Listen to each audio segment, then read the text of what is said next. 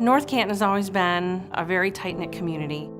In the last few years, we went through a major transition. We had a major manufacturer in our town, and that's kind of our identity. And as so many small towns have had happen, that manufacturer left.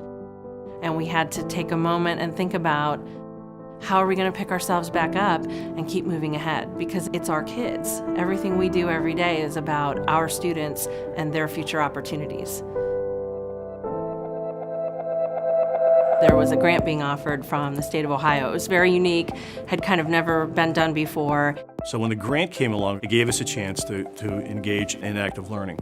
Now the active learning part, if you look in the research and you look at those things which are most effective, it is when kids are engaged. It's the types of things where we have them on real projects, working together in teams and so forth. And as we did our research, we found out that Steelcase, in fact, had done a lot of research on that as well. And they were interested in having dynamic learning spaces, and that's exactly what we were talking about. And when we started to organize and write the grant, we came up with the idea of using that as our base model to answer every one of the questions that they asked. So on every one of the grant questions, we addressed how would we create an active learning environment using technology, space, and pedagogy. I really believe that that is what helped us win that grant. So the idea was to move the point of instruction to no place and every place in a classroom. So now there's no front, there's no back, there's no side. That engagement is really important. So we wanted dynamic classrooms where kids were actively engaged. This grant, this opportunity, this change is about breaking away barriers for our teachers, giving them vehicles to work with students collaboratively. It has completely transformed the way in which I'm able to have kids collaborate. By utilizing the active learning furniture, students are able to not only talk to one another, to discuss one another, debate one another, that really helps to make kids think. Knowing I can move the classroom, I think more in my lesson about the different ways I can get kids up and moving. I think now, at what point in the lesson am I going to have them work with a partner? At what point in the lesson are we going to do a whole group discussion?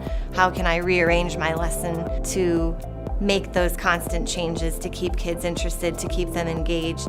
Because for so long, education has been about those kids in the seats. Well, now it's about those kids working together.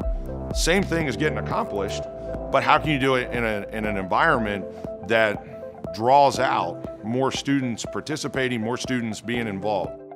We know from the business world, for instance, that no one person writes software, no one person designs a building, no one person does anything like that. So what we really want our kids to do is to learn to collaborate together, to solve problems and communicate. Because whatever problem that they confront down the road, whether it's an opportunity for a job or for their education or what have you, they need to be able to take that next step successfully.